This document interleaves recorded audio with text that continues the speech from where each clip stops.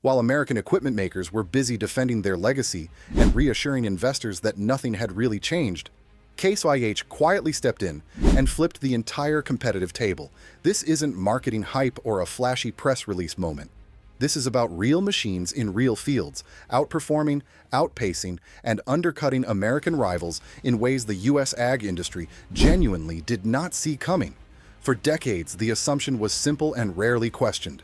American agriculture would always be powered by American-built dominance. Case IH was viewed as a strong player, sure, but not a disruptor capable of shaking the foundation of U.S. manufacturing confidence.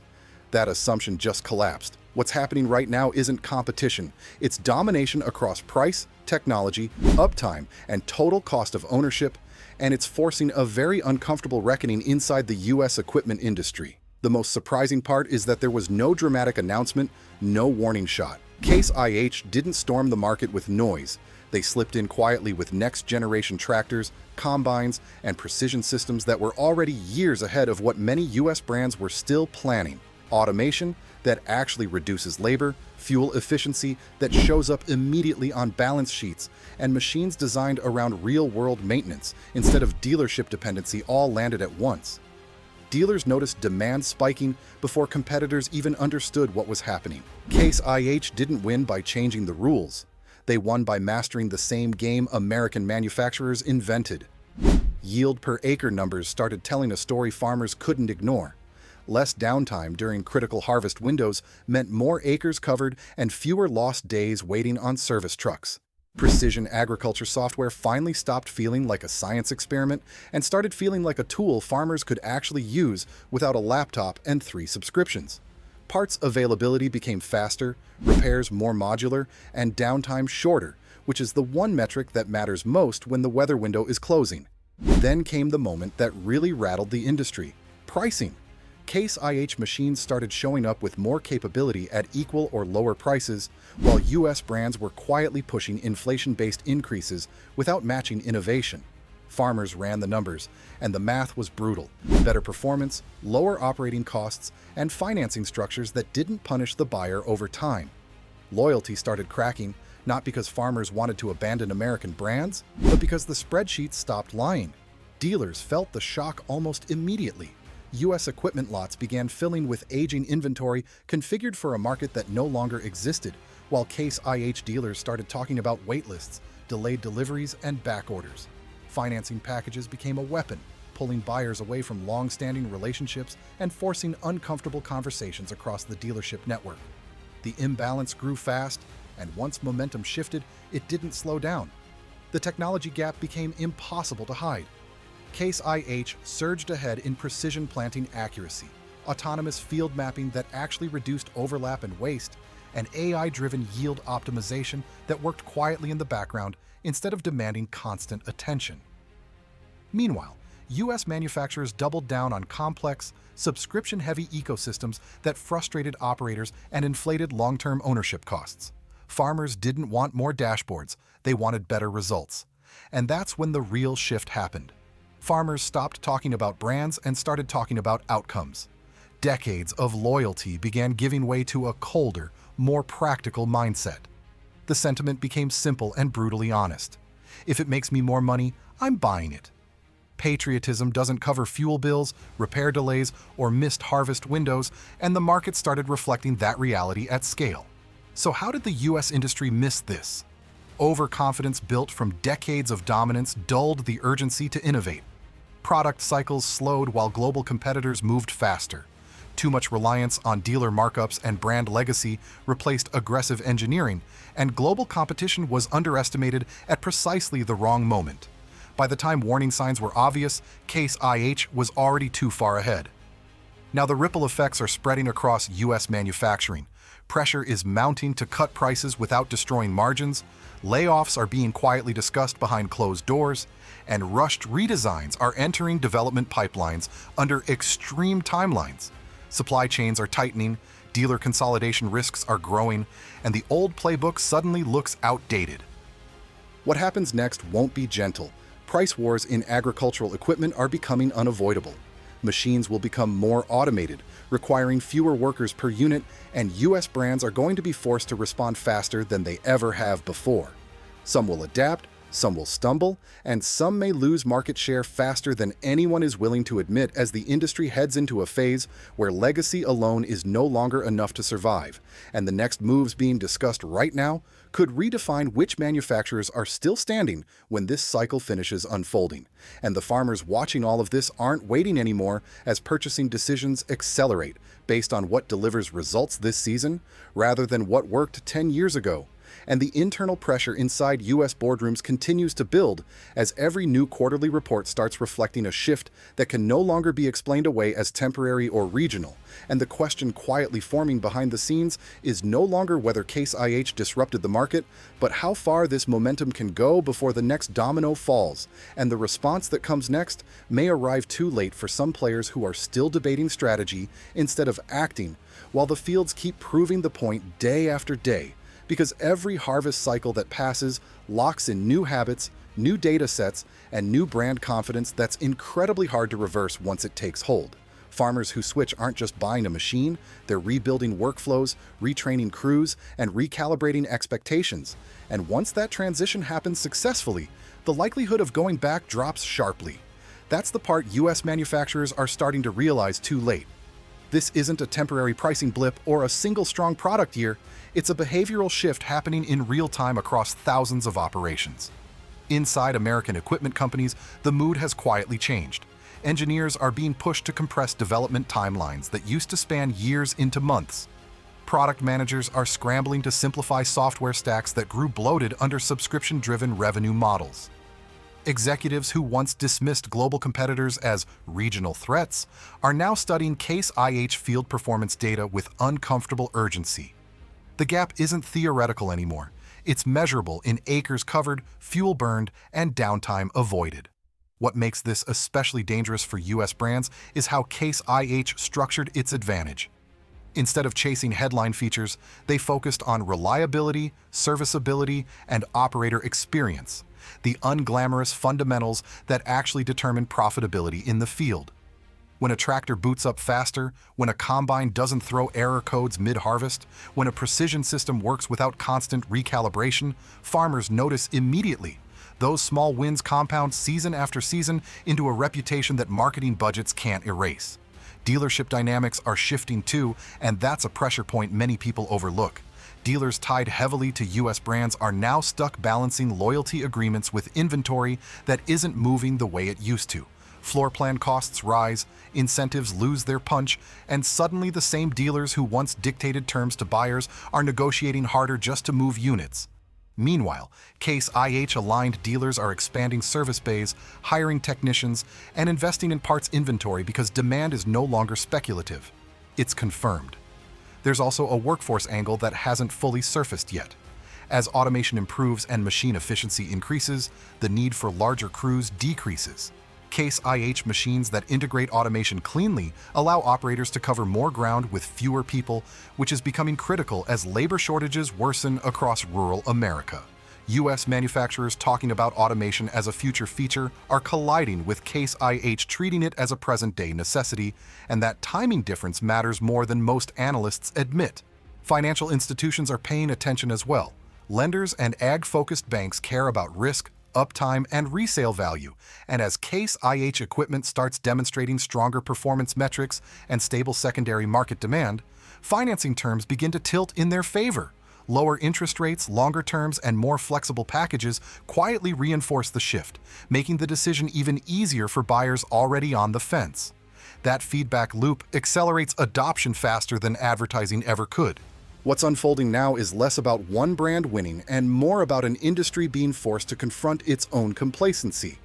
The US agricultural equipment sector built its dominance during an era when global competition moved slower, supply chains were simpler, and technology cycles were forgiving. That world doesn't exist anymore. Case IH didn't just exploit that change, they aligned perfectly with it. And as this momentum continues to build, the uncomfortable reality for American manufacturers is that reacting isn't the same as leading. Catch-up strategies tend to be expensive, rushed, and visible to customers who are already skeptical. Every incremental improvement is compared directly against machines already proving themselves in the dirt, not on paper. Farmers don't care about roadmaps or future promises when the planting window is closing. The longer this plays out, the more difficult it becomes to unwind, because market share lost during high-investment equipment cycles doesn't come back quickly. Purchases made today lock in relationships for years, sometimes decades, and the consequences of missing this moment will echo far beyond a single fiscal year as the industry moves closer to a tipping point where adaptation is no longer optional but survival-driven. And the next responses being prepared behind closed doors suggest that the fight ahead is going to be far more aggressive, far more disruptive, and far less predictable than anything the U.S. equipment industry has faced in a very long time, as the balance of power continues shifting in ways that were once unthinkable and are now becoming impossible to ignore, because once that balance tips past a certain threshold, even aggressive countermeasures start losing effectiveness. U.S. manufacturers can cut prices, but they can't easily undo years of layered complexity baked into their machines. They can promise updates, but farmers have already learned to be cautious of future fixes that arrive after the season has passed. Case IH, meanwhile, keeps widening the gap by refining what already works instead of reinventing systems under pressure. What's especially telling is how quiet Case IH has remained throughout this shift. There's no chest thumping, no victory laps, no direct attacks on American brands. The machines are doing the talking, and that silence has turned out to be strategic. While U.S. competitors argue internally over messaging and damage control, Case IH continues shipping equipment, expanding support networks, and collecting real-world performance data that feeds directly into the next iteration. That loop is hard to break once it's established. Industry analysts are starting to revise forecasts, but even those updates lag reality. Public reports tend to smooth over volatility, yet on the ground the change feels sharper. Regional markets that were once considered untouchable strongholds are now mixed, with Case IH units showing up alongside legacy brands in places they hadn't been seen in decades. That coexistence matters, because it gives farmers direct side-by-side comparisons in the same soil, under the same weather conditions, stripping away excuses. Another layer adding pressure is regulatory and environmental alignment. Case IH invested early in fuel efficiency and emissions compliance without sacrificing output, which positions their equipment better as standards tighten. U.S. manufacturers that delayed or patched solutions are now facing higher compliance costs, just as margins are under attack. That double squeeze leaves little room for error, and every misstep becomes more visible to buyers who are already reassessing long-held assumptions. Internally, the cultural gap is becoming just as significant as the technical one. Case IH teams appear structured around rapid iteration and feedback from operators, while many U.S. brands still move through rigid hierarchies that slow decision-making. In a market where a single harvest season can define perception for years, speed isn't a luxury, it's survival. By the time a correction clears internal approval, the field has already moved on. There's also a generational shift happening among farmers that amplifies all of this. Younger operators are less emotionally attached to legacy brands and far more comfortable evaluating equipment as a system rather than a symbol.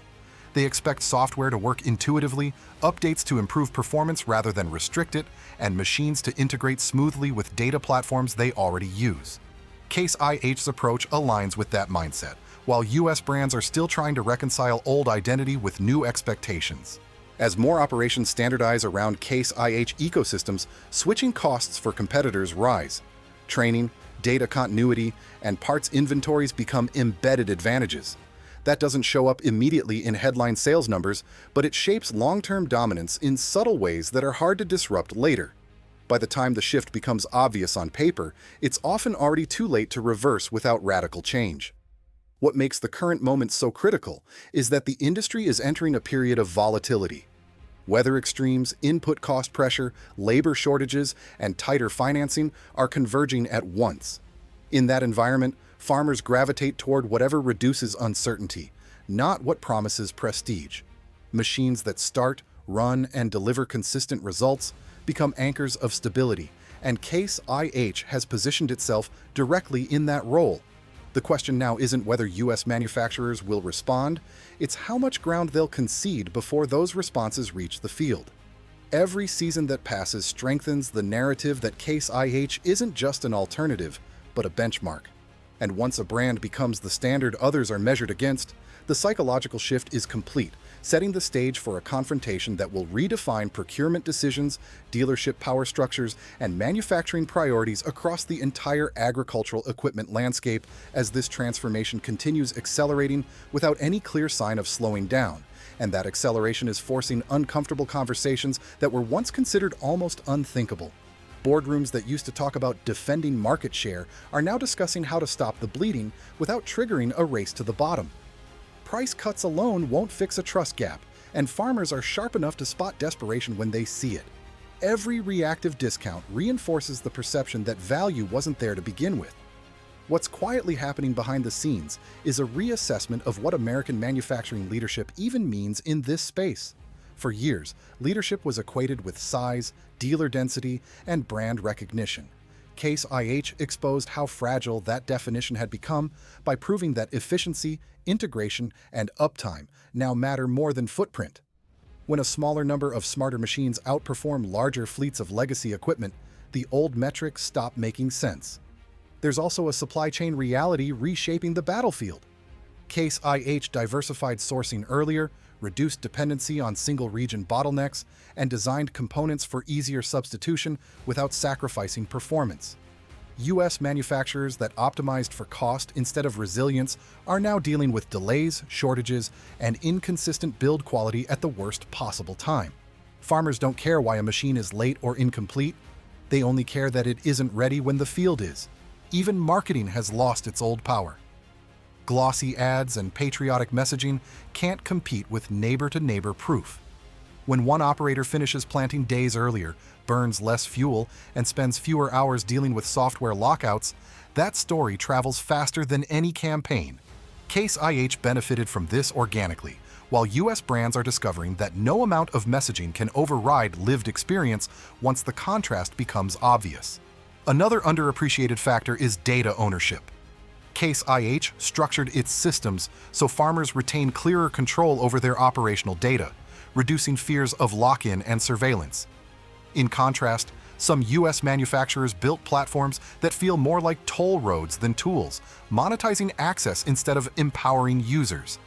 That philosophical difference resonates deeply in an industry where independence still matters, even as technology advances. As this shift deepens, the used equipment market starts reflecting it too. Case IH machines are holding value better in certain segments, signaling confidence among buyers and dealers alike.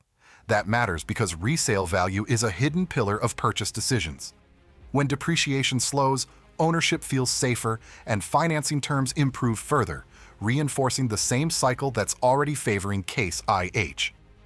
What makes the moment especially volatile is that the margin for error has vanished. One bad rollout, one software update that bricks machines mid-season, one supply hiccup during harvest can permanently push buyers away. Case IH's emphasis on stability over spectacle reduces those risks while competitors rushing to catch up increase them.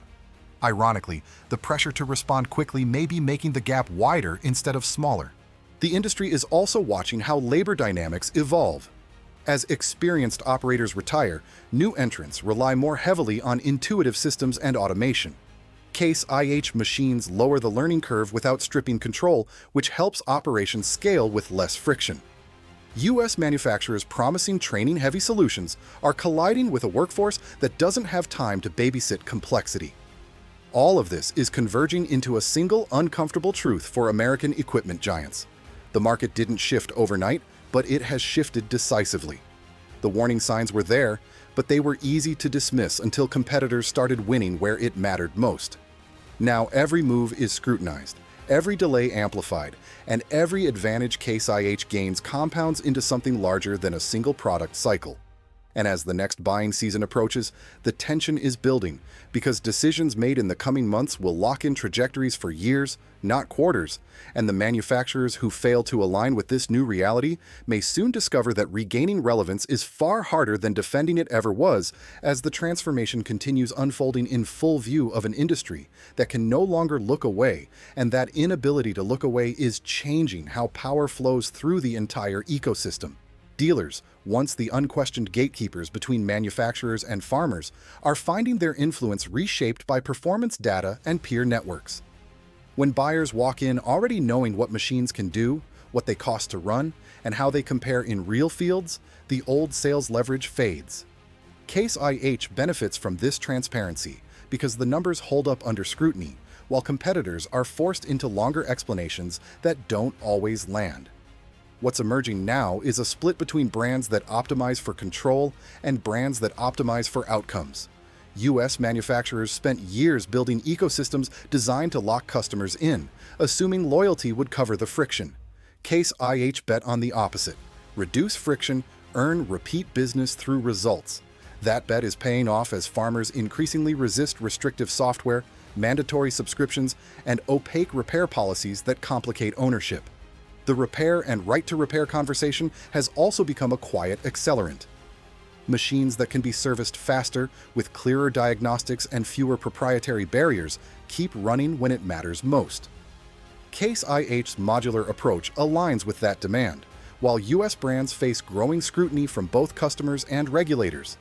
Every time a machine sits idle, waiting for authorization or a specific technician, the contrast sharpens. Another shift is happening at the regional level. In areas where weather windows are narrow and margins thin, tolerance for downtime is near zero. Case IH machines performing reliably in these high-pressure zones become reference points that spread beyond county lines. Success in extreme conditions carries more weight than performance in ideal ones, and those stories travel fast through farming communities that value proof over promise. Meanwhile, internal tensions inside US companies are surfacing. Sales teams feel pressure from the field, engineering teams feel pressure from leadership, and leadership feels pressure from investors.